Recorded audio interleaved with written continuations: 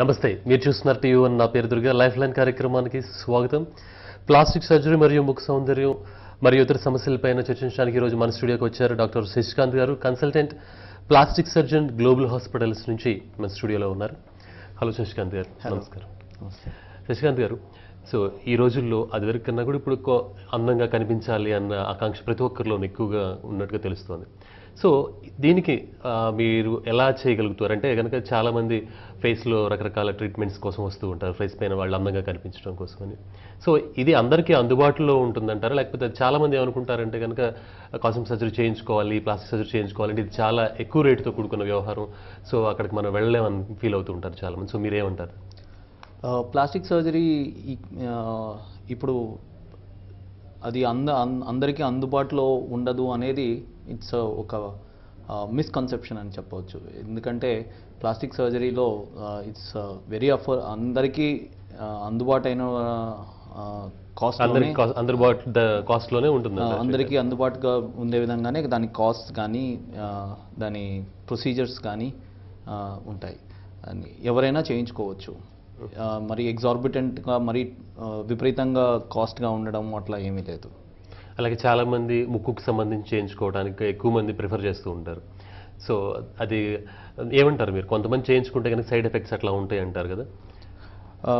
జనరల్గా ముక్కుకి operation చేయించుకున్నందువల్ల side effects చాలా మినిమల్, అంటే లేవనే చెప్పుకోవచ్చు. చాలా రకాల టైప్ ఆఫ్ ముక్కు షేప్స్ ఉంటాయి. అది వారికి నచ్చచ్చు నచ్చకపోవచ్చు.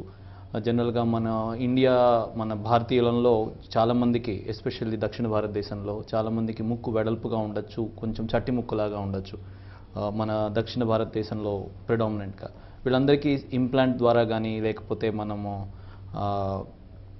మన ఛాతీ భాగంలో కార్టిలేజ్ అనేది ఉంటుంది రిబ్స్ దగ్గర, అది కానీ తీసుకొని మనము ఆ యొక్క ముక్కు భాగంలో ఎత్తు పెంచవచ్చు. అలాగే బాగా వెడల్పుగా ఉన్న ముక్కుని మనము రైనోప్లాస్టీ అంటే లేటరల్ ముక్కు బోన్స్ ఉంటాయి, నేసల్ బోన్స్, అవి సైడ్న కొంచెం క్రాక్ ఇచ్చి బ్రేక్ చేసి పించ్ చేసి ముక్కుని షార్ప్గా కూడా చేయొచ్చు, నేరో కూడా చేయొచ్చు.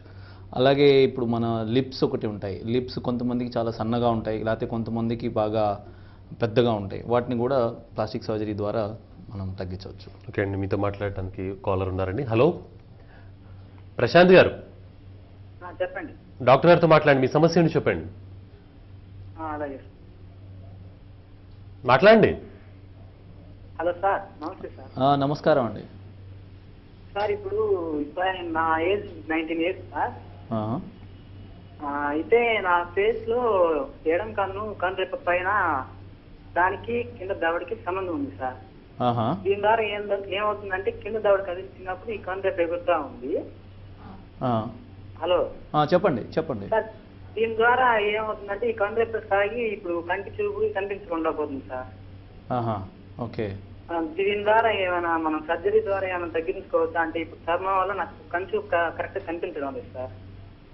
అంటే మీరు ఒకసారి చర్మము అనేది పైన ఒకసారి మీరు గ్లోబల్ హాస్పిటల్స్కి వస్తే మీరు పూర్తిగా చూసి మనం చెప్పగలము. ఎందుకంటే మీ యొక్క కనురెప్ప పైన కనురెప్ప భాగము ఎంతవరకు కిందకు వచ్చి మీ కంటి చూపు తగ్గిందో అది చూడాలా. ఒకవేళ చిన్నగా కొంచెమే కవర్ చేస్తుంది అంటే మనము ఆ పైన కొంచెం స్కిన్ తీసేయడం కానీ, లేకపోతే పైన ప్లాస్టిక్ సర్జరీ చేసి కొంచెం తగ్గించవచ్చు. ఇంకేంటి మరి కాల్ తీసుకుందామండి. రాజేష్ హైదరాబాద్ నుంచి. రాజేష్ గారు good afternoon sir. Good afternoon అండి, డాక్టర్ గారితో మాట్లాడండి. అయితే పింపుల్స్ అయ్యి వెళ్ళిపోయిన తర్వాత హోల్స్ పడిపోయాయి సార్, అలా ఫేస్ మొత్తం రఫ్గా అయిపోయింది. అవునా? దాన్ని క్లియర్ చేసుకునే ఛాన్సెస్ ఏమైనా ఉన్నాయా సార్? ప్లాస్టిక్ సర్జరీ కాకుండా వేరే ఏమైనా? ప్లాస్టిక్ సర్జరీ కాకుండా మీరు ప్లాస్టిక్ సర్జరీలో అయితే మనము డర్మాబ్రేషన్ కానీ ఏదైనా చేసి మీరు అది స్మూత్ చేయొచ్చు. ప్లాస్టిక్ సర్జరీ కాకుండా అంటే ఇప్పుడు మీరు అది కాస్మెటిక్ పీల్స్ కానీ అలా తీసుకొని చేయొచ్చు మీరు. ఓకే అండి. అలాగే యాక్సిడెంట్స్లో అనుకోకుండా దెబ్బలు తగలడం, అలాగే కుట్లు పడటం కూడా జరుగుతూ ఉంటుంది. లేకపోతే కనుక కాలినప్పుడు ఏమైనా అనుకోని ఫైర్ యాక్సిడెంట్ జరిగినప్పుడు కూడా రకరకాలుగా చర్మం పాడైపోవడం జరుగుతుంది. దీన్ని మామూలు స్థితికి ఏమైనా తీసుకురావచ్చు అంటారు? అంటే యాజ్ ఇట్ ఈస్గా అంతకుముందు ఎలా ఉంటుందో అలా చేయడానికి ఏమైనా పాసిబుల్ ఉందంటారు ఈ ప్లాస్టిక్ సర్జరీ ద్వారా? డెఫినెట్లీ. ఇప్పుడు మామూలుగా మనకి సపోజ్ కుట్లు వేసిన తర్వాత బ్యాడ్గా స్కార్స్ ఫామ్ అవుతుంటాయి, మార్క్స్ పడిపోతుంటాయి. వాటిని ఏరియాని బట్టి మనము దాన్ని అంటే ఎంత ఏరియాలో స్కార్ ఫామ్ అయింది, ఆ స్కార్ వల్ల ఏమైనా ఇబ్బంది అవుతుందా అది చూసుకోవాలి. స్కార్ ఒకవేళ ఫేస్ మీద స్కార్స్ ఉంటే దాన్ని మనము రీఎక్సైజ్ చేసి సన్నటి లైన్, కనిపించనటువంటి సన్నటి లైన్గా కుట్లు వేసి మనం సరి చేయొచ్చు. అలాగే మన ఫేస్లో ఉన్న ముడతలు ఉంటాయి, ఆ ఫేస్లో ప్రతి మనిషికి యంగ్ నుంచి ఓల్డ్ వరగా ఒక వేరీడ్ ఇంటెన్సిటీ, అంటే యంగ్ వాళ్ళకి సన్నని ముడతలు, కనిపించనన్ని ముడతలు ఉంటాయి. అదే వయసు పెరిగే కొద్దీ మీకు ఆ ముడతలు కొంచెం పెద్దగా అవుతుంటాయి. సో ఆ ముడతలు ఆ లైన్స్ లోపల కనిపించకుండా ఉండే విధంగా మనం ఆ స్కార్స్ని హైడ్ చేయొచ్చు. అలాగే ఇప్పుడు గుంటలు అలా ఎక్కువైనప్పుడు మనము ఒక మనిషి యొక్క తొడ నుంచి కానీ పొట్ట నుంచి కానీ ఫ్యాట్ని హార్వెస్ట్ చేసి ఫ్యాట్ని తీసి ఆ గుంటల కింద మనం ఇంజెక్ట్ చేసి గుంటలు పూడికిపోయే విధంగా చేయొచ్చు. సో అప్పుడు నార్మల్ స్కిన్ తీసుకొచ్చేసి నార్మల్ స్కిన్ అంటే ఇప్పుడు చాలామందికి గుంట లోపల నార్మల్ స్కిన్ ఉంటుంది, వాటిని మనం ఫ్యాట్ ఇంజెక్ట్ చేస్తే అది గుంటకు పోయి నార్మల్ లెవెల్ అయిపోతుంది అనమాట. అలాగే కొంతమంది చాలా వరకు బుగ్గలు ఉండవండి, చాలా మంది కూడా బుగ్గలు లేవని బాధపడుతుంటారు. సో ప్లాస్టిక్ సర్జరీ ద్వారా ఈ బుగ్గలు వచ్చే అవకాశం ఏమైనా ఉందంటారా? అలాగే ఇప్పుడు మనం మామూలుగా ఇప్పుడు చీక్ ఆగ్మెంటేషన్ అంటారు. చీక్ ఆగ్మెంటేషన్ అంటే ఇప్పుడు ఫిల్లర్స్ అని వాడచ్చు, లేకపోతే ఇంప్లాంట్స్ వాడచ్చు. మాలార్ ఆగ్మెంటేషన్ అంటారు. మాలార్ ఆగ్మెంటేషన్ అంటే మన చీక్ బోన్స్ ఉంటాయి కదా, చీక్ బోన్స్ కొంతమందికి ప్రామినెంట్గా ఉండాలి. సో అలా ప్రామినెంట్ ఇంప్లాంట్ వాడచ్చు, లేకపోతే మనము ఒక మనిషి యొక్క ఫ్యాట్నే తొడ నుంచి కానీ పొట్ట నుంచి కానీ ఆ ఫ్యాట్ని తీసుకొని మనము కొంచెం ఫ్యాట్ ట్రీట్మెంట్ ఇచ్చి ఆ ఫ్యాట్ని మనము ఆ యొక్క ఏ ఏరియా అయితే మనకి పెద్దగా కనిపించాలనుకుంటున్నామో అక్కడ ఇంజెక్ట్ చేసి పెద్దగా చేసుకోవచ్చు. ఓకే, మరో కాలర్ ఉన్నారండి, చంద్రమోహన్ హైదరాబాద్ నుంచి. చంద్రమోహన్ గారు. సార్ డాక్టర్ గారు చెప్పండి. నా మొహం మీద సన్న గీత ఉందండి, అది పోవాలంటే ఏం చేయాలి సార్? దాన్ని అంటే దాన్ని ఎక్సిషన్ మనం ప్లాస్టిక్ సర్జరీ ద్వారా దాన్ని ఎక్సైజ్ కట్ చేసి ఆ గీతన వరకు మనము స్కిన్ టెన్షన్ లైన్స్ అని ఉంటాయి, వాటి అలాంగ్ దట్ ఆ లైన్స్లో మనం కనిపించకుండా మనం అది రిపేర్ చేసేసేయచ్చు. ఓకే అండి, మరో కాల్ తీసుకుందామండి. సాగర్ గుంటూరు నుంచి. సాగర్ గారు, డాక్టర్ గారితో మాట్లాడి మీ సమస్య ఏంటి చెప్పండి. సార్ నా పేరు సాగర్ సార్. నా మొహం మీద చెప్పండి సార్. నా వయసు 20 సంవత్సరాలు. ముడతలుగా వచ్చినట్టుంది సార్, అంతే నా ఫేస్ నల్లగా ఉంది సార్, కొంచెం ముడతలుగా వచ్చినట్టుంది సార్. సో ఇప్పుడు మీకు ఏమంటారు, ఆ ముడతలు పోయి ఫేస్ ఆ నలుపు తగ్గాలి అంటారా? అవును సార్, పింపుల్స్ కూడా మొహం నిండా ఉన్నాయి సార్. ఓకే, మీరు రెగ్యులర్గా ఫేషియల్ ఇప్పుడు మీ ముడతలు అవి తగ్గడానికి రెగ్యులర్గా మీరు ఎరిటాప్ క్రీమ్ అని ఉంటుంది, అది రాసుకుంటే మీకు చాలా వరకు మీ పింపుల్స్ అవన్నీ చాలా వరకు తగ్గుతాయి. ఒకసారి పింపుల్స్ తగ్గిన తర్వాత మీరు ఫేషియల్ పీల్స్ కానీ కెమికల్ పీల్ కానీ తీసుకుంటే బాగుంటుంది. మంచి డర్మటాలజిస్ట్ దగ్గర కానీ ప్లాస్టిక్ సర్జన్ దగ్గరికి కానీ వెళ్ళి మీరు you can take a peel. Okay అండి, మరో కాల్ తీసుకుందామండి. సుబ్బారావు గారు హైదరాబాద్ నుంచి. సుబ్బారావు గారు, డాక్టర్ గారితో మాట్లాడండి. ఎస్, గుడ్ ఆఫ్టర్నూన్ అండి. గుడ్ ఆఫ్టర్నూన్, డాక్టర్ గారితో మాట్లాడండి, మీ సమస్య ఏంటి చెప్పండి. సార్ మా బాబుకి 1 సంవత్సరంన్నర వయసులో సైడ్ ఆపరేషన్ చేశాను సార్. ఎక్కడండి? సైడ్ లోపల చీమ్ వచ్చింది బాడీలో. అయితే సైడ్ ఆపరేషన్ చేసి చీమ్ మొత్తం పైప్ ద్వారా తీసేశారు. అయితే అది చర్మం మొత్తం అది అతుక్కుపోయింది సార్. అది ఇప్పుడు మా బాబు వయసు వచ్చేసి 6 years సార్. అది 1.5 year ఏజ్ అప్పుడు చేశారు ఆపరేషన్. అది ఏ పార్ట్ లో చేశారండి? అది లెఫ్ట్ సైడ్ అండి. అదే ఎక్కడ పార్ట్, ఎక్కడ లెఫ్ట్ సైడ్ ఎక్కడ చేశారు? మన ఇది సార్ నడుము దగ్గర సార్. అది చర్మం మొత్తం అతుక్కుపోయింది సార్. మన పైన సంఖ దగ్గర నుంచి కింద నడుము దాకా చర్మం మొత్తం సైడ్ అతుక్కుపోయింది సార్. అది ఎముకలకి అది మళ్ళీ మనం ప్లాస్టిక్ సర్జరీ ద్వారా తీయొచ్చా సార్? ఎంత ఖర్చు అవుతుంది కొద్దిగా చెప్తారా? అది ప్లాస్టిక్ సర్జరీ ద్వారా మీరు చెప్పిన దాన్ని బట్టి నాకు అది మొత్తం స్కార్ ఫామ్ అయ్యి కాంట్రాక్చర్ లాగా ఫామ్ అయిపోయి ఉంటుంది.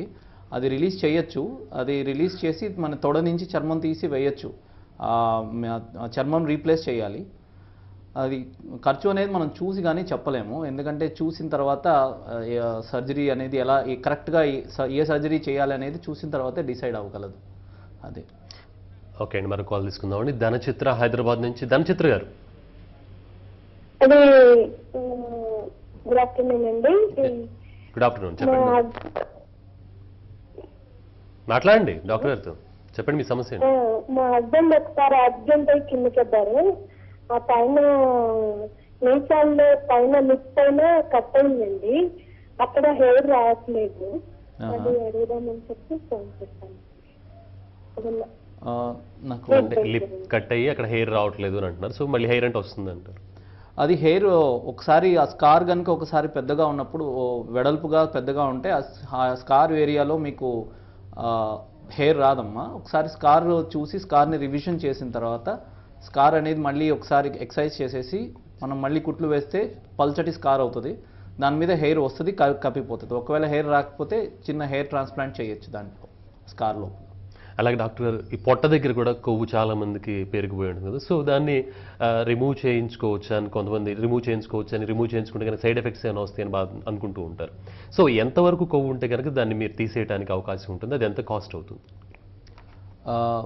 పొట్ట దగ్గర కొవ్వు జనరల్గా మనము పొట్టలో ఇప్పుడు మసిల్స్ అనే కండరాలు ఉంటాయి. మన పొట్ట కండరాల్లో ప్రాబ్లం ఏమి లేకుండా ఉంటే, హర్నియాస్ కానీ అట్లాంటివి ఏమి లేకుండా ఉంటే లైపోసెక్షన్ ద్వారా మనం చాలా సింపుల్ ప్రొసీజర్ తీసేసేయచ్చు. అంటే అది ఎంతసేపు పడుతుందంటే, ఎన్ని రోజులు పడుతుందంటారా?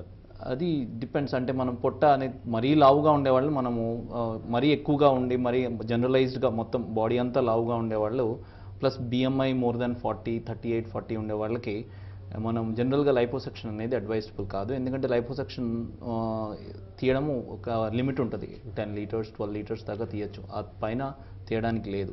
సో అందువల్ల లైపోసెక్షన్ అనేది ఒక బిఎంఐ జనరల్గా 30, 36, 35 లోపల ఉండే వాళ్ళకి, ఓవర్ వెయిట్ రేంజ్లో ఉన్న వాళ్ళకి మనము లైపోసెక్షన్ అడ్వైస్ చేయొచ్చు. ఎస్పెషల్లీ ఎట్లా అంటే మనం ఎక్సర్సైజ్ చేస్తూ ఇంకా తగ్గని ఏరియాస్ ఏవైతే ఉంటాయో అవి మనం లైపోసెక్షన్ చేసి తీసేసేయచ్చు. అండ్ ఇట్స్ చాలా సింపుల్ ప్రొసీజర్. దానివల్ల కాంప్లికేషన్స్ అంటూ ఏమీ అంటే ఎంతసేపు పడుతుందంటారు ఈ ఆపరేషన్ చేయడం? అంటే జనరల్గా మనం తీయాల్సిన ఫ్యాట్ ఎంతవరకు తీస్తామో అనేది, చిన్న తక్కువగా ఉంటే 1 అవర్లోనే అయిపోతుంది, ఎక్కువగా ఉంటే ఒక 2 to 3 hours పట్టచ్చు. సో అంటే తర్వాత వీళ్ళు మామూలుగానే వాళ్ళు వర్క్ చేసుకోవచ్చు అంటే అది డే కేర్ ప్రొసీజర్ కింద కన్సిడర్ అవుతుంది. డే కేర్ అంటే ఇవాళ పొద్దున వచ్చి ఇవాళ సాయంత్రానికి డిశ్చార్జ్ అయిపోవచ్చు, లేకపోతే వన్ డే అడ్మిషన్. అంటే తర్వాత వీళ్ళు తీసుకునే అటువంటి ఫుడ్ అయితే ఉందో అందులో ఏమన్నా తర్వాత కూడా వాళ్ళు ఏదైతే ఎక్సర్సైజ్ చేస్తున్నారో ఏదైతే వాళ్ళు డయట్ కంట్రోల్ చేసుకుంటున్నారో అది కంటిన్యూ చేయాలి. ఒకవేళ డయట్ కనుక కంట్రోల్ చేయకుండా ఉంటే వాళ్ళు కొత్తగా డయట్ కంట్రోల్ చేయడం స్టార్ట్ చేయాలి, ఎక్సర్సైజ్ చేయాలి. లేకపోతే ఆ ఏరియాలో మళ్ళీ ఫ్యాట్ వచ్చే అవకాశం ఉంటుంది. ఓకే, మరి కాల్ తీసుకుందామండి. పద్మజ మియాపూర్ నుంచి. పద్మజ గారు చెప్పండి. డాక్టర్ గారితో మాట్లాడండి, మీ సమస్య ఏంటి చెప్పండి. నమస్తే అండి. నమస్తే, చెప్పండి మేడం. మా పాపకి 21 years అండి. ఓకే. ఆమెకి ఒక హెడ్ కొంచెం వంకరగా ఉంటుంది. ఓకే. అది ఏమన్నా ప్లాస్టిక్ సర్జరీ ద్వారా నయం చేయొచ్చు అంటారా? హెడ్ వంకరగా ఉండంటే టార్టికోలిస్ కనుక అయి ఉండొచ్చమ్మా. టార్టికోలిస్ అంటే మెడ దగ్గర ఒక కండరం ఉంటుంది. ఆ కండరం చిన్న పుట్టినప్పటి నుంచి కనుక ఉంటే అది టార్టికోలిస్ అయి ఉండవచ్చు. దానికి రిలీజ్ చేసి చేయవచ్చు, ప్రాబ్లం ఏం లేదు. ఓకే, అంటే ఈ ప్లాస్టిక్ సర్జరీ ఏదైతే ఉందో ఇది ఏ ఏజ్ వాళ్ళ నుంచి ఏ ఏజ్ వరకు చేయించుకోవచ్చు అంటారు? అంటే బిఫోర్ 18 కాకుండా ఆఫ్టర్ 18 లాంటి అట్లా ఏమైనా ఉందంటారా దీనికి కూడా? జనరల్గా ప్లాస్టిక్ సర్జరీ, ఇప్పుడు కాస్మెటిక్ సర్జరీ అనేది ఒక గ్రోత్ అనేది ఆగిపోయిన తర్వాత మనము ఏదైనా, ఇప్పుడు ఫర్ ఎగ్జాంపుల్ మనం ముక్కు సర్జరీ చేస్తే, ముక్కు సర్జరీ జనరల్గా అరౌండ్ 16 years ఎవరైనా ఒక బాబు కానీ పాప కానీ ఒక 16 ఏళ్ల తర్వాత మనకి గ్రోత్ అనేది ఆగిపోతుంది. అంటే కార్టిలేజెస్ కానీ బోన్స్ కానీ మెచ్యూర్ అయ్యి ఒక అడల్ట్ స్టేజ్కి రావడానికి 16 years పడుతుంది. సో దాని తర్వాత ఎప్పుడైనా చేయొచ్చు, ఒక లిమిట్ అంటూ ఏమీ లేదు. ఓకే అండి, ఇక మరిన్ని కాల్స్ తీసుకునే ముందు లైఫ్ లైన్ కార్యక్రమంలో ఇప్పుడు ఒక షార్ట్ బ్రేక్ తీసుకుందాం. చూస్తూనే ఉండండి టీవీ1.